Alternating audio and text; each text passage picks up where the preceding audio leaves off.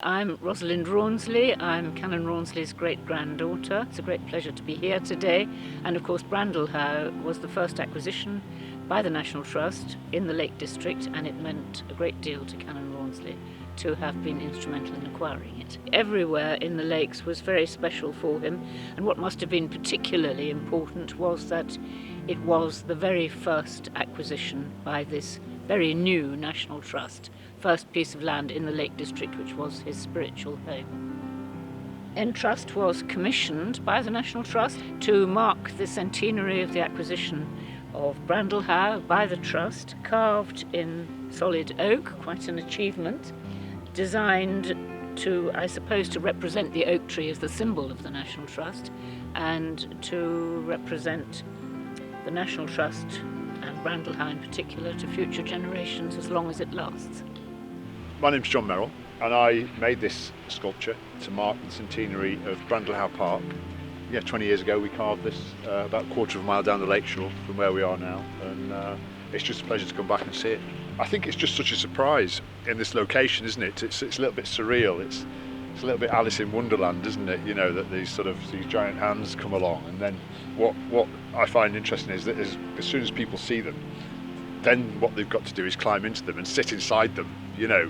So yeah, I think it sort of becomes really special for that reason, and adults and children alike, and dogs. I've seen dogs sat in there, you know. Yeah, it's just this sort of fun thing to do on the day, and yeah, it's really exciting seeing how something that you've made sort of carries on in a sort of ongoing legacy, and it's great.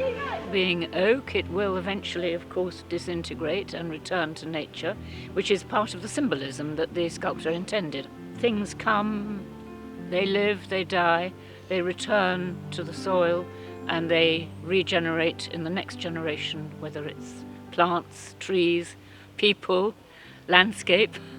The importance of the natural landscape is becoming very apparent to us, and at the end of the day, if we don't make the effort now, well, unfortunately, it feels like it's going to be too late before we know it, and it's just, yeah.